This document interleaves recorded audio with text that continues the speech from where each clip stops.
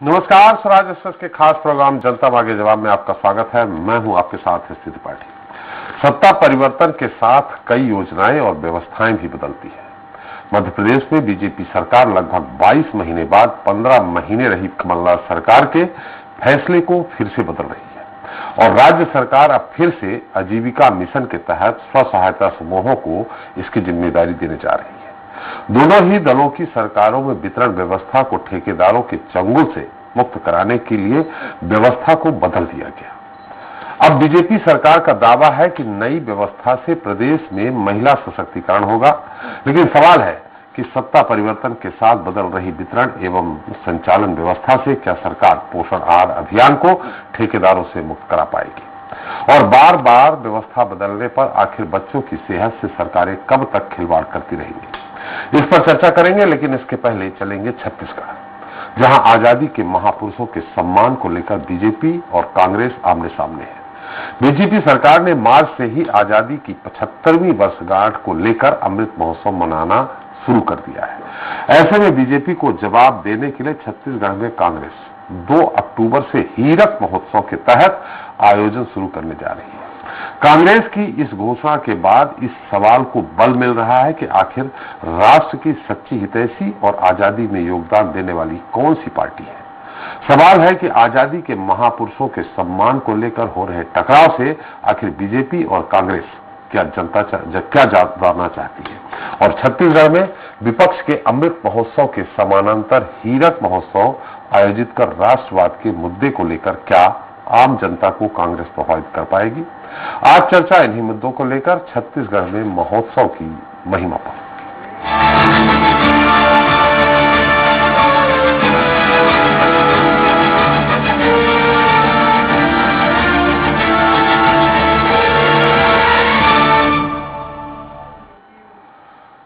तो भारत अपनी आजादी की 75वीं वर्षगांठ मना रहा है, लेकिन भारत में ही कांग्रेस और बीजेपी दोनों दल अलग अलग अभियान चलाकर इस वर्षगांठ को अलग अलग रूप से मना रहे हैं।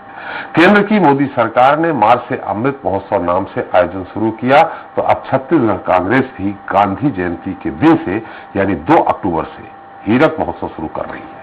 कांग्रेस के इस कदम के बाद सत्ता पक्ष और विपक्ष में राष्ट्रवाद को लेकर फिर से बहस शुरू हो गई है। सवाल है कि आजादी के महापुरुषों के सम्मान को लेकर हो रहे टकराव से आखिर दोनों ही पार्टियां जनता को क्या संदेश देना चाह रही है। महोत्सव के आयोजन को लेकर चर्चा शुरू करने से पहले देख लेते हैं एक हमारी खास रिपोर्ट। महिमा महोत्सव की राष्ट्रवाद को लेकर कांग्रेस और बीजेपी आमने सामने। आजादी की 75वीं वर्षगांठ पर बीजेपी का अमृत महोत्सव।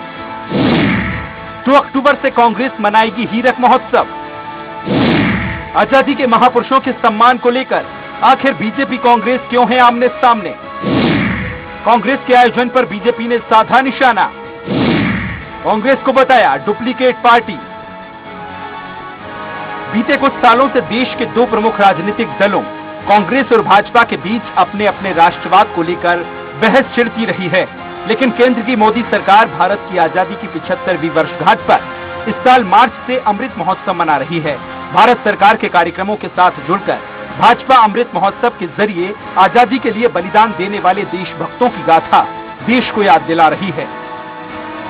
वहीं ऑल इंडिया कांग्रेस कमेटी के निर्देश पर छत्तीसगढ़ कांग्रेस ने भी आजादी के 75 साल पूरे होने पर गांधी जयंती यानी 2 अक्टूबर से हीरक महोत्सव का आयोजन किया जा रहा है, जिसके तहत साल भर के दौरान कांग्रेस देश की स्वतंत्रता और कांग्रेसी जनों के बलिदान के 75 कार्यक्रम आयोजित कर आम जन तक पहुंचाएगी। अपराध बोध से मुक्ति पाने के लिए ही लोग स्वतंत्रता की आजादी का वो लोग मनाने का ढोंग कर रहे हैं। जब देश की आजादी की लड़ाई चली तो कहाँ थे लोग। वहीं भारतीय जनता पार्टी कांग्रेस के इस कदम को नकल बता रही है। बीजेपी का कहना है कि कांग्रेस एक डुप्लीकेट पार्टी है और इसका काम नकल करना है। जब केंद्र सरकार सभी राज्य सरकारों को साथ लेकर अमृत महोत्सव मना रही है, ऐसे में नकल का काम दुर्भाग्यपूर्ण है। देखिए, कांग्रेस डुप्लीकेट पार्टी है और नकल करना इनका काम है। केंद्र की सरकार की योजनाओं पर कहीं न कहीं प्रश्न चिन्ह खड़ा करने के लिए और अपने को प्रोजेक्ट करने के लिए ये इस तरह की हरकतों को हमेशा से करते रहे हैं। आजादी के 75 साल पूरे होने पर कांग्रेस और भाजपा दोनों पूरे साल स्वतंत्रता संग्राम सेनानियों के संघर्ष और उस दौर को अपने अपने तरीके से जनता तक पहुंचाएगी। अच्छी बात यह है कि देश के युवा आजादी की लड़ाई में अपना योगदान देने वाले महापुरुषों के बारे में जान पाएंगे। लेकिन सवाल यह है कि एक ही देश में एक ही भाव के साथ राजनीतिक दल अलग अलग कार्यक्रम क्यों आयोजित कर रहे हैं? आखिर ऐसे आयोजनों से बीजेपी और कांग्रेस देश की जनता और युवा पीढ़ी को क्या संदेश देना चाहती है? Bureau report, Swaraj express. तो महिमा महोत्सव की इस पर चर्चा करने के लिए हमारे साथ जुड़ रहे हैं रायपुर से कांग्रेस प्रवक्ता है सुबोध हरिद्वाल जी। हरिद्वाल जी, आपका बहुत बहुत स्वागत है। इस स्टूडियो में मौजूद है बीजेपी नेता राजीव चक्रवर्ती जी। चक्रवर्ती जी, आपका भी स्वागत है। और वरिष्ठ पत्रकार हमारे साथ अनुज दुबे जी भी हैं, विशेष टिप्पणी के लिए। अनुज जी, आपका भी स्वागत है।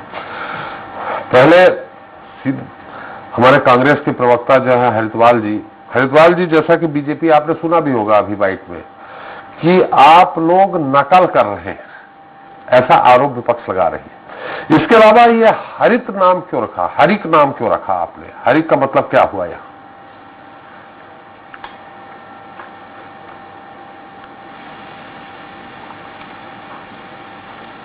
आपको मेरी आवाज आ रही है हरिद्वाल जी?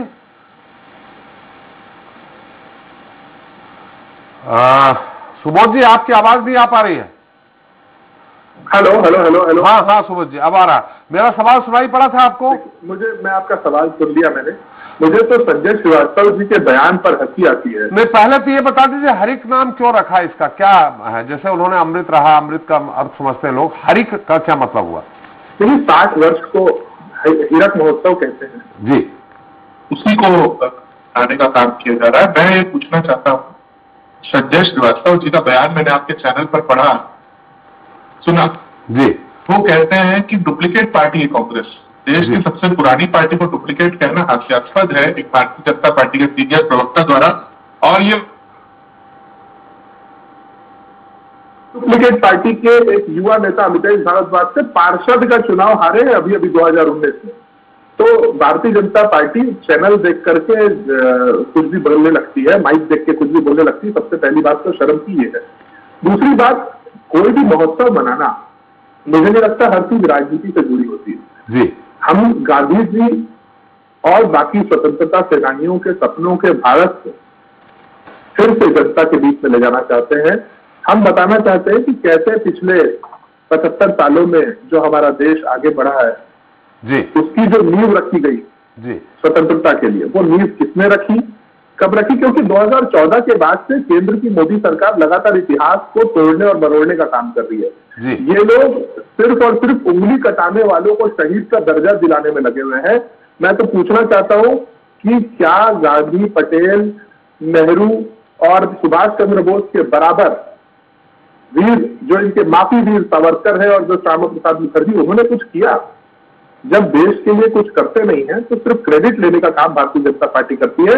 इसलिए बहुत जरूरी है जनता को यह बताना, देश के युवाओं को यह बताना कि सत्य और अहिंसा के रास्ते पर चलकर कैसे महात्मा गांधी के नेतृत्व में इस देश को आजादी मिली थी।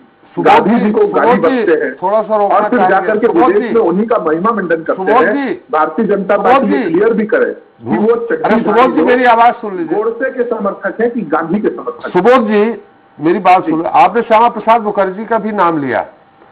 आपको तो मालूम ही होगा श्यामा प्रसाद मुखर्जी का किस तरह से योगदान रहा है, और वो नेहरू मंत्रिमंडल में मंत्री भी रहे हैं। अगर उनका कोई आजादी में योगदान नहीं रहा तो फिर नेहरू जी ने उनको मंत्री, अरे मेरा सवाल तो सुन लीजिए आप, उनको मंत्री क्यों बनाया? नेहरू जी सबका साथ चाहते थे, इसलिए उन्हें मंत्री बनाया। सबका साथ? नेहरू जी किसी भी व्यक्ति नहीं, अगर नेहरू जी की जगह नरेंद्र मोदी होते तो देश आज जवाहरलाल नेहरू ही थे, इस कारण से आज देश इस स्थिति पर खड़ा हुआ है जिन्हें ये लोग पानी पी पीकर गालियां बकते हैं। हमारा सवाल ही सुबोध जी दूसरा है। हमारा सवाल यह है कि आपने कहा वीर सावरकर, श्यामा प्रसाद मुखर्जी, इनका क्या? वीर सावरकर, वीर सावरकर नहीं, माफी वीर सावरकर। अच्छा, चलिए आप जो भी नाम दे सके। तो श्यामा प्रसाद मुखर्जी का आपको मालूम होगा कि कितना योगदान रहा है, और उनको किस पद पे कौन सा विभाग दिया गया था? नेहरू जी ने विभाग दिया था उनको, बड़ा विभाग दिया था, और अगर नहीं था उनका तो फिर नेहरू जी ने उनको क्यों लिया मंत्रिमंडल में? इंडस्ट्री, देखिए वो उद्योग विभाग के मंत्री भी रहे जी, मुझे मालूम है। इंडस्ट्रियल सप्लाई मिनिस्टर थे, ये भी मैंने पढ़ा है। 1901 में उनका जन्म हुआ था, ये भी मुझे मालूम है। उन्होंने, मैं तो मानता हूँ सर, इनके जितने भी लोग, चाहे वो ये लोग दीनदयाल उपाध्याय जी का नाम लेते हो, चाहे श्याम प्रसाद मुखर्जी, चाहे माफीवीर सावरकर, ये वो लोग हैं जो बैकडोर एंट्री से माफी मांगते थे अंग्रेजों से और सामने आकर के आजादी के आंदोलन में हिस्सा होने का ढोंग रखते। चलिए, तो मैं मानता हूँ जी, मैं मानता हूँ कि जिन लोगों ने देश को आजादी दिलाई है, उस इतिहास को जनता को बताना और देश के युवाओं को बताना बहुत जरूरी है। चलिए, ये आपका राष्ट्रव्यापी अभियान है या सिर्फ छत्तीसगढ़ में है? पूरे राष्ट्रव्यापी एआईसीसी के निर्देश पर यह अभियान चल रहा है। पूरे देश में कांग्रेस इस अभियान को चला रही है। 15 अगस्त तक 75 कार्यक्रम होंगे जो जिला, ब्लॉक और सेक्टर स्तर तक जाएंगे। जी, तो मतलब अक्टूबर से शुरुआत हो रही है। ये माना जाए कि अमृत महोत्सव की काट आप ले आए हैं, हीरक महोत्सव। देखिए, हमें खासकर छत्तीसगढ़ में हमें किसी प्रकार के काट की जरूरत नहीं है। भारतीय जनता पार्टी यहाँ खुद टुकड़ों में बिखरी हुई है। यहाँ 50 नेता 50 तरीके के गुट बनाकर भारतीय जनता पार्टी में काम कर रहे हैं। मुझे नहीं लगता कि एक हीरक महोत्सव के माध्यम से हम लोग उनका कोई काट ढूंढने की कोशिश कर रहे हैं। 14 पर बैठी भारतीय जनता पार्टी, चुनाव आने दीजिए, 5 पर आ जाएगी। चलिए राजीव जी, आपने अपना अमृत महोत्सव, आपने इस पे बहस भी हो चुकी है। मोदी जी के जन्मदिन से शुरुआत की तो ये हुआ कि भाई मोदी जी जन्मदिन, किसी भी नेता का जन्मदिन इतने दिनों तक 7 अक्टूबर तक क्यों मनाया जाएगा। तो उसमें आप लोगों ने बीच में 2 अक्टूबर भी ले आए, फिर 7 अक्टूबर भी ले आए। तो ये आपको करने की क्या जरूरत थी? क्या मोदी जी की जन्मदिन के नाम पे केंद्र सरकार की जो अच्छाई बुराई जो भी है, बुराई को छुपाना, अच्छाई को बताना, यही था मतलब? और अगर ये है मतलब, तो अगर वो कांग्रेस भी अगर हीरक महोत्सव बना रही है तो इसमें नकल कहां से कर रही है? उनका अपना अलग अभियान है। देखिए, ये जो योजना थी वो केंद्र और राज्य की मिलकर बनाने वाली योजना थी जी, जो मिलकर समन्वय से स्थापित करे। चूंकि सुबोध जी, आप जब बोल रहे थे तो राजीव जी आपको सुन रहे थे। मैं आपसे अनुरोध कर रहा हूं, त्रिपाठी जी योजना नहीं है ना, ये भी तो बता रहे जनता को। नहीं, ठीक है, आपके पास फिर मैं आऊंगा तो आप अपनी बात रख लीजिएगा। राजीव जी की बात सुन लेंगे। अगर बीच में टीका टिप्पणी होगी तो हम भी नहीं सुन पाएंगे, आप ही दोनों लोग सुनेंगे, और जिनके लिए हमने प्रोग्राम रखा है हमारे दर्शकों के लिए, वो तो बिल्कुल ही नहीं सुन पाएंगे। जी राजीव जी। तो त्रिपाठी जी देखिए, जो ये चल रही थी कि जितनी भी महत्वपूर्ण योजनाएं हैं केंद्र की, उसके बारे में जनता तक बताना, और जो आजादी जो पिछले 75 वर्ष में भारतवर्ष में हुआ है उसके बारे में बताना। और कांग्रेस के मित्र कहते हैं कि हमने आजादी दिलाई, हमने सब कुछ किया, जो नेहरू गाथा और कांग्रेस पुराण के बारे में कहना, तो ये सर्वदा उन क्रांतिकारियों के प्रति बहुत ही गलत होगा कि जिन क्रांतिकारियों की वजह से, और या जो नौसेना के सैनिकों ने जो 42 में विद्रोह किया था, नौसेना विद्रोह हुआ था, या आजाद हिंद सेना के फौजियों ने जिस प्रकार से आजादी के लिए अन्य देशों की मदद लेकर, मित्र देशों से मदद लेकर एक वातावरण बनाया, और दूसरे विश्व युद्ध की वजह से जो आजादी मिली, और उसके बाद जो भारत का जो क्रमागत विकास हुआ, चाहे कांग्रेस के 50 साल हो या हमारे बीच में हमारी सरकारें रही, संयुक्त विपक्ष की सरकारें रही, तो ये योजनाओं को जनता तक बताना, उसमें राजनीति ले आना बहुत ही गलत है, बहुत ही अप्रासंगिक है। अब चूंकि कांग्रेस पूरे राष्ट्रीय स्तर पर एक राजनीतिक विभीषिका से गुजर रही है, तो कांग्रेस कोई कार्यक्रम लाती है, कांग्रेस का आंतरिक मामला है। लेकिन हम जब अमृत महोत्सव जब आंतरिक मामला है तो आप संजय श्रीवास्तव जी क्यों कह रहे हैं कि नकल कर रहे हैं? हमारे नेताओं के बारे में राजीव जी, संजय श्रीवास्तव जी क्यों कह रहे हैं कि नकल कर रहे हैं? नकल नहीं कहते ना, बोले ठीक है हीरक महोत्सव बनाए, स्वागत कर देते। नहीं, देखिए, संजय जी ने अपने परिप्रेक्ष्य में कहा कि 75वीं साल हीरक जयंती, 75वीं साल अमृत महोत्सव, ये उन्होंने कहा कि हमारी नकल करें, उनकी अपनी जो उन्होंने कहा अपनी बात होगी, उनकी अपनी भावना होगी। लेकिन दरअसल आज जो मुद्दा है कि हीरक जयंती और अमृत महोत्सव के बीच में क्या है, तो देश की जनता भी जानना चाहती है कि जो नेहरू परिवार के इतर, कांग्रेस के इतर भी जो आजादी की जंगे, आजादी के लिए लड़ाइयां लड़ी गई थी, जो शस्त्र क्रांतिकारियों ने जो क्रांति उत्पन्न की थी, जो जन जन तक हुई, चाहे आप छोटे से शहर रायपुर में देखेंगे तो रायपुर षड्यंत्र नामक एक केस हुआ था, उसमें तमाम क्रांतिकारियों ने हिस्सा लिया था, और चाहे आप बिठूर देख लें या कहीं पर भी देख लें, मेरठ देख लीजिए, तो ये इसके बारे में छोटे बच्चों को बताना, युवाओं को बताना, ये इसका महत्व है। और आगे आने वाले समय में भारत किस प्रकार से 4G में जाए, किस प्रकार से जो इलेक्ट्रॉनिक वार हो रहा है, स्पेस वार हो रहा है, हम किस प्रकार से उसमें हिस्सा लें, और जो नव औद्योगिक क्रांति हो रही है आज के समय, जो डिजिटल क्रांति हो रही है, उसके माध्यम से भारत को किस प्रकार से फायदा हो और भारत देश एक मजबूत राष्ट्र के रूप में आगे बढ़े, ये उद्देश्य है। उसमें राजनीति करना या उसमें हमारे नेताओं के बारे में अशिष्ट कहना, माफी वीर कहना, तो वीर सावरकर की डाक टिकट का इंदिरा जी ने विमोचन किया था, और वीर सावरकर जी के नाम पर अंडमान निकोबार द्वीप के जो हवाई अड्डे का नामकरण भी कांग्रेस के प्रधानमंत्री ने किया था। और इस प्रकार से अशिष्ट भाषा करना ये क्रांतिकारियों के अपमान है। वीर सावरकर जी एक क्रांतिकारी थे और रहेंगे, उनके बारे में अपशिष्ट कहना बहुत गलत है। श्यामा प्रसाद मुखर्जी ने बंगाल का विभाजन रोका, नहीं तो आज जो पश्चिम बंगाल आज भारत के नक्शे पर है वो पाकिस्तान का हिस्सा होने जा रहा था। तो उनके बारे में निंदनीय भाषा कहना, दीनदयाल उपाध्याय जी के बारे में निंदनीय भाषा कहना, ये भारतीय जनता पार्टी कभी नहीं करती है। हम तो सारे, चाहे गांधी जी हो या सशस्त्र क्रांतिकारी हो, सुभाष चंद्र बोस जी हैं, विवेकानंद जी की थ्योरी है, सारे महापुरुषों को लेकर चलते हैं। और यही हमारा जो आजादी का जो अमृत महोत्सव है उसके बारे में जन जन तक पहुंचाना ये हमारा लक्ष्य है। और सेवा करना, महोत्सव के बारे में आप क्या कहते हैं? के लिए प्रेरित जो करना, कांग्रेस हीरक महोत्सव मनाने जा रही है, कांग्रेस हीरक महोत्सव मनाने जा रही है, आपने कहा कि ये उनका विचार हो सकता है संजय श्रीवास्तव जी का, तो निश्चित तौर पे आप इस विचारधारा पे नहीं आ रहे हैं कि ये नकल उतार रहे हैं। तो फिर ऐसे में हमें पूछना लाजमी हो जाता है कि हीरक महोत्सव जो कांग्रेस मनाने जा रही है उसके बारे में आपका क्या कहना है, क्या सोचना है? नहीं, वो देखिए कांग्रेस का आंतरिक मामला है। जितने भी कार्यक्रम वो मनाए हैं उनका आंतरिक मुद्दा है, मनाना चाहिए।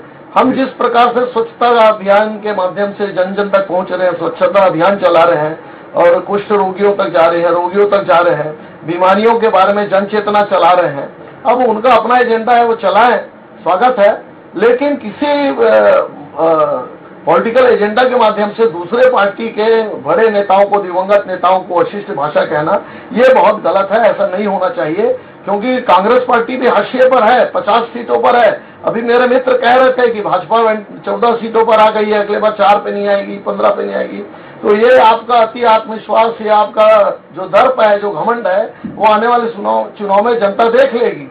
लेकिन बात यह है कि हमारे वीर सावरकर जो क्रांतिकारी के बारे में गलत शब्द कहना, ये मानसिकता नहीं रहनी चाहिए। ये राजनीति की मर्यादा से बाहर है, इस मर्यादा से बाहर रहने चाहिए। और कांग्रेस पार्टी जो करे, भाई हम तो सेवा कार्य कर रहे हैं, राजनीति के अलावा स्वच्छता अभियान चला रहे हैं, जिस प्रकार से जो झाड़ू लेकर वीआईपी लोग भी खड़े हुए हैं, एक नई संस्कृति का जन्म हुआ है, तो हम उस संस्कृति को आगे बढ़ावा देंगे। चाहे कोई भी कार्य हो, स्वच्छता हो या चिकित्सा से संबंधित कोई कार्य हो, हम सारे कार्यों को अंगीकार कर मानवता की सेवा में लगेंगे। ये हमारा लक्ष्य है, अंत्योदय हमारा लक्ष्य है। उस लक्ष्य के लिए हम इस अमृत महोत्सव के माध्यम से आगे बढ़ेंगे। जी सुबोध जी, आप कुछ कहना चाह रहे हैं? निश्चित आपके पास आ रहे हैं। मुझे तो ऐसा लग रहा है भारतीय जनता पार्टी इसी अमृत महोत्सव के भरोसे ही पूरी सरकार चलाने वाली है, राजीव जी के बयान से ही लग रहा है।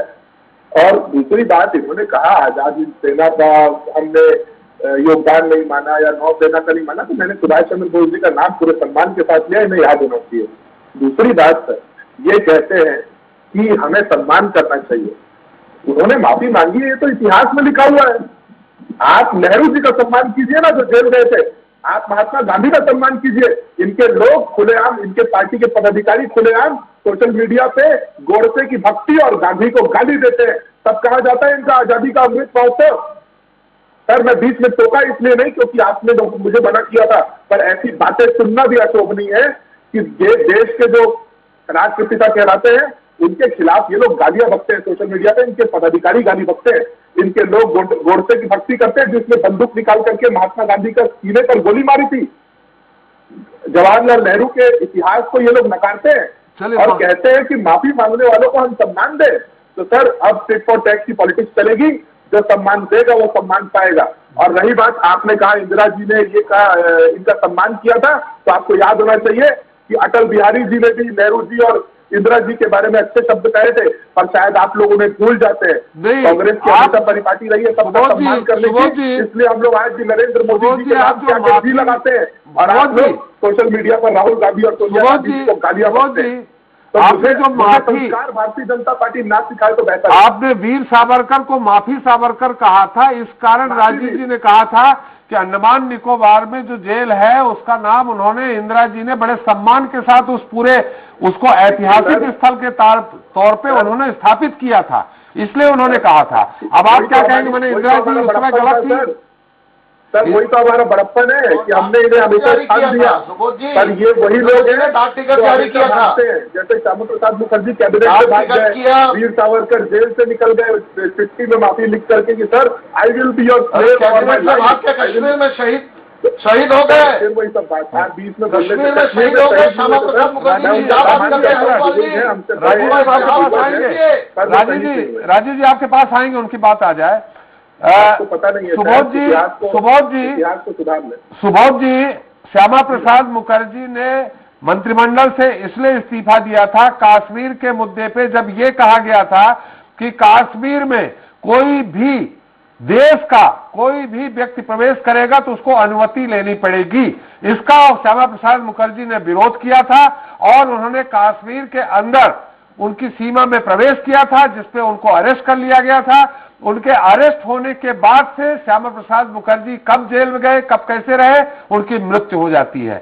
उनकी मृत्यु आज भी इस बात के कि उनकी मृत्यु हुई कैसे, ये रहस्य बना हुआ है।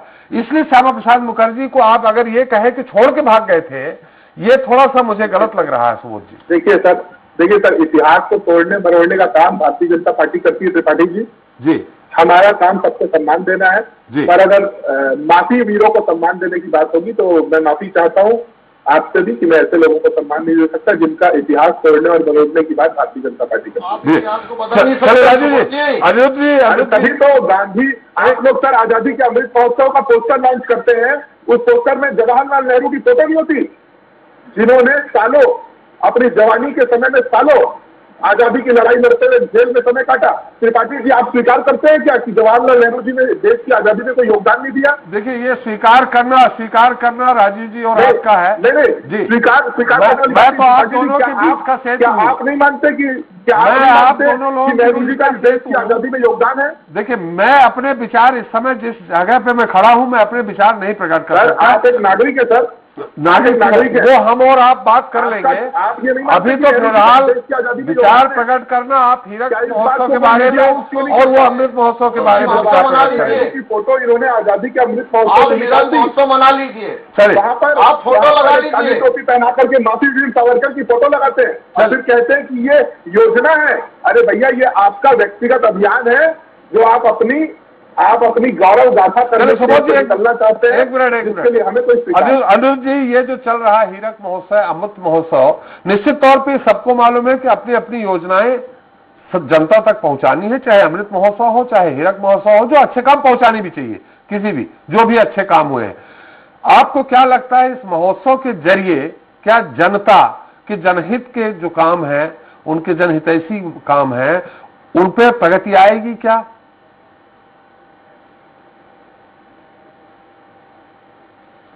देखिए आपने अमृत महोत्सव हीरक महोत्सव की बात की जी। भाजपा का अमृत महोत्सव है तो कांग्रेस हीरक महोत्सव मना रही है जी। और दूसरी बात यह है कि एक बात ये आ रही है कि अमृत महोत्सव जो है भाजपा का, उसका देखी जो है कांग्रेस हीरक महोत्सव मना रही है जी। दोनों अलग अलग बातें। उसके पहले मैं एक बात और कहना चाहूंगा कि राष्ट्र के लिए जो योगदान रहा है, महात्मा गांधी जी का रहा, नेहरू जी का रहा, तो श्यामा प्रसाद मुखर्जी का भी रहा जी। ये तीनों अपनी अपनी जगह महान है जी। अब जो आपका प्रश्न था कि इससे पब्लिक का मैसेज, देखिए हर पॉलिटिक्स का जो राजनीतिक पार्टी है उसका अपने काम करने का अपना अपना अलग अलग ढंग है। देखिए 2 अक्टूबर से शुरुआत हो रही है हीरक महोत्सव की जी। और जनता तक मैसेज होने के पहले, इसके पहले भी छत्तीसगढ़ की सरकार एक्सपेरिमेंट कर चुकी है। महात्मा गांधी पर विशेष सत्र बुलवाया था इस कांग्रेस सरकार ने जी। उस विशेष सत्र 2 दिवस का था, जिसमें भारतीय जनता पार्टी के विधायक भी उसमें शामिल हुए थे और उसमें वृहद बहस हुई थी और बहुत विवाद भी खड़े हुए थे सारी चीजें, क्योंकि उसमें बार बार जो है अपना सावरकर और गोडसे ये वाला मुद्दा आया था। और उस समय फिर जो इतनी सब बातें हुई जब कांग्रेस की तरफ से, तो वहां पे नेता प्रतिपक्ष धर्मलाल कौशिक जी ने भी कहा था, जब इतना ही गोडसे को लेके अगर कहीं चर्चा करने के लिए आप लोग बेताब हैं तो अलग से 2 दिन का गोडसे पर भी सत्र बुला लीजिए, उन्होंने कहा था। खैर, अब वो बात वो जो थी तो वो विशेष सत्र की थी। अब जो है जनता के बीच मैसेज जाने की बात है।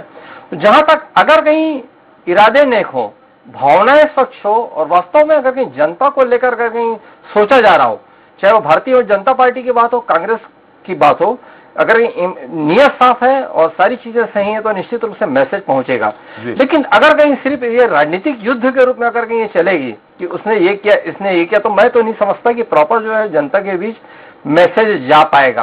काम व्यवस्थित तरीके से हो। देखिए, आज जो राम मंदिर की बात जो है भारतीय जनता पार्टी शुरू से करते आ रही है और उसमें कोई वो नहीं है, उसका एजेंडा है जी। उसी पे उससे थोड़ा अलग हट करके छत्तीसगढ़ की कांग्रेस सरकार ने भी उसको पकड़ा, राम वन पथ गमन, और बिल्कुल चंद्रखुरी में जो है कौशल्या माता का मंदिर जो है वो लोकार्पण की तैयारी में है। और राम जैसे जो एक माना जाता है एक किंवदंती है या जो आस्था या चाहे जो भी हो इतिहास में दर्ज है, चाहे प्राचीन बात है, तो भगवान राम छत्तीसगढ़ के जिस रास्ते से गुजरे उसको पर्यटन स्थल के रूप में विकसित करने की बात हो रही है। तो राम पर दोनों काम कर रहे हैं, भारतीय जनता पार्टी भी कर रही है, कांग्रेस भी कर रही है। अब ये क्या है कि चूंकि अब दोनों दो देश की बड़ी राजनीतिक पार्टियां, तो स्वाभाविक है कि एक दूसरे पे उंगलियां उठाना, आरोप प्रत्यारोप, ये तो देखिए चलता रहेगा। नहीं, जहां तक सवाल हम आपकी टिप्पणी इसमें चाहते हैं दुबे जी टिप्पणी इसमें चाहते हैं कि हीरक महोत्सव अच्छा काम है। हीरक महोत्सव के जरिए अगर अपने जो सेनानी हैं, अच्छा काम करने वाले हैं, उनको सम्मानित किया जा रहा है तो वो भी बेहतर है। अमृत महोत्सव के जरिए भी अपने अपने कामों की वो गुणगान कर रहे हैं, जो भी है, यह सफाई अभियान कर रहे हैं, वो भी बेहतर है। हम ये जानना चाह रहे हैं इन दोनों महोत्सव से जो आज की डेट में जनता को जो महंगाई की मार, बेरोजगारी की मार, कोरोना की मार, अलग अलग जो मार पड़ रही है, उससे इन दोनों महोत्सव से उसको कोई फायदा मिलने वाला है? देखिए, आपके सवाल में दम है। आज आम आदमी कुल मिला के देखें तो पेट्रोल, डीजल और गैस सिलेंडर इसमें बहुत बुरी तरह उलझा हुआ है जी। हालांकि बोलते हैं कि समस्या पूरे विश्व की, कोरोना काल ने पूरे विश्व को प्रभावित किया। और जहां तक कि कोविड, मतलब देखिए तीसरी लहर आएगी कि भी नहीं आएगी ये भी स्पष्ट नहीं है, लेकिन लोग आशंकित और डरे हुए हैं जी। तो चाहे केंद्र की भाजपा सरकार हो, चाहे छत्तीसगढ़ की कांग्रेस सरकार, अभी जो पूरा जो है लोगों का ध्यान जो है पूरा जो केंद्रित है महंगाई पे है कि उससे कैसे उभरे, क्योंकि सबका बजट गड़बड़ाया है। करोड़पति अरबपति का बजट गड़बड़ाया है, तो एक जो लोअर मिडिल क्लास का है वो तो बहुत ज्यादा प्रभावित हुआ है। तो मैं समझता हूं कि देखिए, ये दोनों पार्टियां पूरी ईमानदारी के साथ हो सकता है आगे बढ़ने की कोशिश करें, लेकिन मैं नहीं समझता कि अभी जो है उतना जो है महोत्सव जो है उतना कारगर हो पाएगा और लोगों तक मैसेज उतना जा पाएगा। क्योंकि जो आपने जो प्रश्न उठाया और जिसपे मेरा ये जवाब है, तो उससे वही लगता है कि अभी लोग दूसरी चीजों में बहुत ज्यादा उलझे हुए हैं और पता नहीं ये कब तक उभर पाएंगे, और उम्मीद की जा सकती है कि शायद 2022 ठीक हो।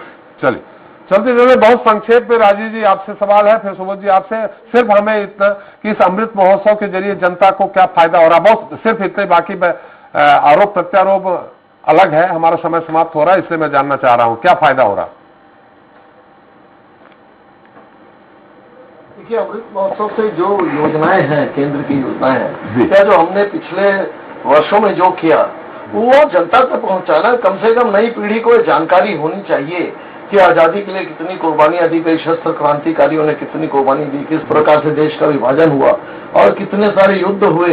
ये सारी जानकारी नई पीढ़ी को देना, नव अंकुर को देना और प्रेरित करना, चाहे वो वैक्सीनेशन के लिए प्रेरित करना हो या स्वच्छता के लिए प्रेरित करना, और एक मजबूत राष्ट्र के लिए, एक नव राष्ट्र के निर्माण के लिए, क्योंकि कोरोना के बाद चीजें ताने बाने सब खत्म हो गए हैं।